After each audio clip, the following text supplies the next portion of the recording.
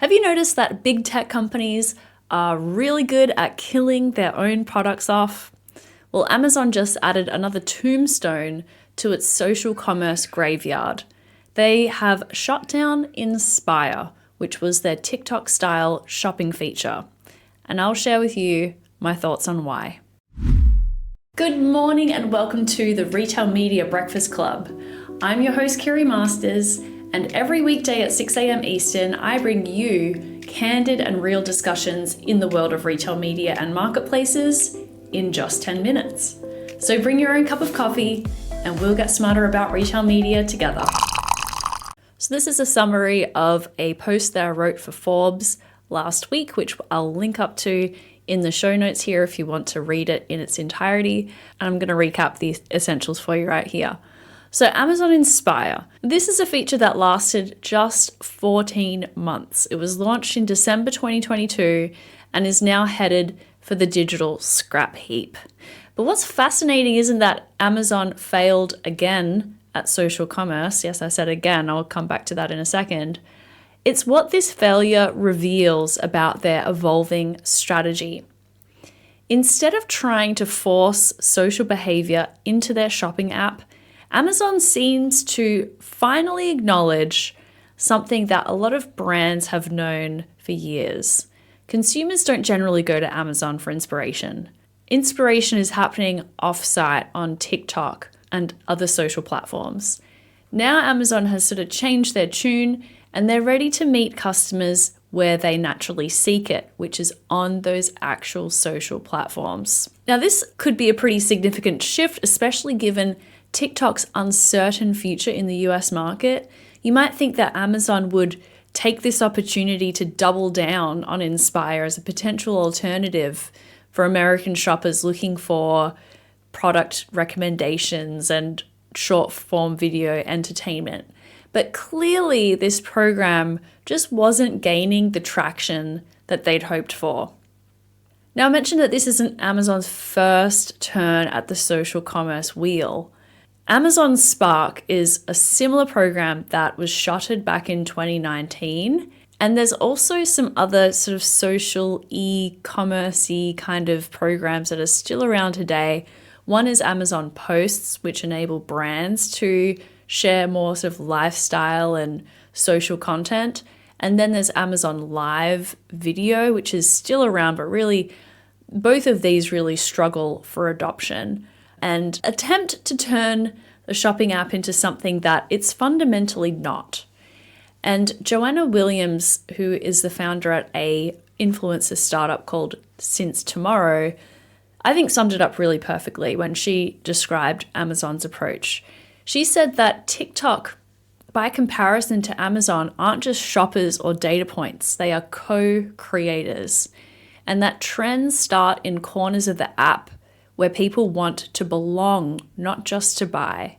And she compares that to Amazon's Inspire feed, which she called a mall masquerading as a party, where every viral dance ends with a buy now button. And that contrast is really striking. TikTok's shopping features emerged organically from genuine social engagement. Meanwhile, Amazon tried to engineer social behavior within what remains fundamentally a utility-focused shopping app. TikTok's success in driving purchases doesn't come from paying creators directly. It comes from creating an ecosystem where commerce naturally follows engagement and authenticity. But here's what I found most revealing about Amazon's announcement. They explicitly acknowledged that product discovery happens off-platform. And I've not seen that before. This is a rare admission for a company that typically positions its ecosystem as an all-in-one ecosystem. But a spokesperson for Amazon said, beyond Amazon, we know that customers look for inspiration and product recommendations in social feeds. And we can see that already showing up in their expanded partnerships, which have been growing over time. Since November 2023, Amazon has been rolling out direct purchasing integrations across major social platforms, including Instagram, Snap, Facebook, Pinterest, and yes, even TikTok. And these integrations allow customers to not just see familiar Amazon shopping features, but actually click through and make a purchase without leaving those preferred social platforms. So what does this mean for all of Amazon's other discovery tools? While the statement from Amazon pointed to Rufus, the AI shopping assistant, as an alternative discovery tool, that seems to me more coincidental than a direct replacement.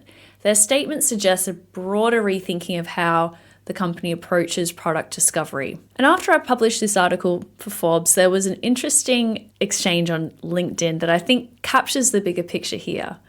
Industry analyst Joe Kazakinis from Marketplace Pulse made this provocative point in a post. He said, Amazon is the reason e-commerce is boring. He went on to explain that Amazon launches experiments that it doesn't really care about, then kills those experiments for the same reason.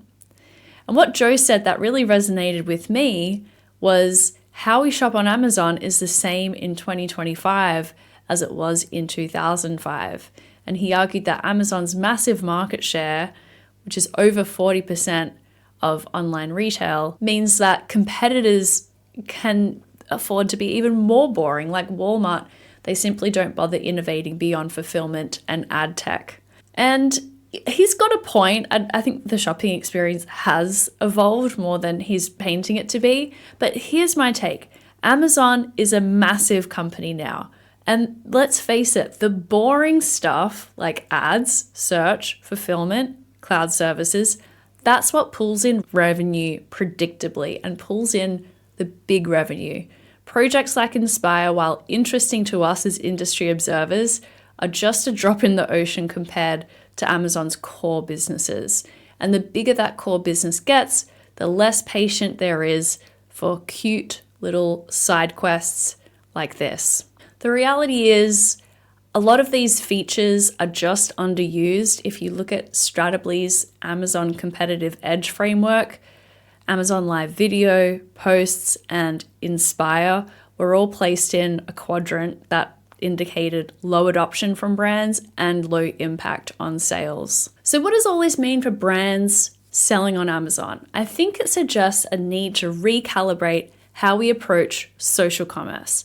Rather than trying to build audiences within Amazon's ecosystem, the focus may need to be on creating compelling content where the audiences are spending time in discovery mode, in inspiration mode, and optimize your Amazon presence for actual conversion. This partnership-focused strategy also hints at potentially deeper integrations between Amazon and social media platforms. Brands may soon need to think about how their social content strategy aligns with Amazon's evolving approach to discovery and conversion. Well, that is it for today. I hope you enjoyed this episode of the Retail Media Breakfast Club. We meet here every day at 6 a.m. Eastern. So be sure to subscribe and get your daily dose of insights, trends, and hot takes in the world of retail media and marketplaces.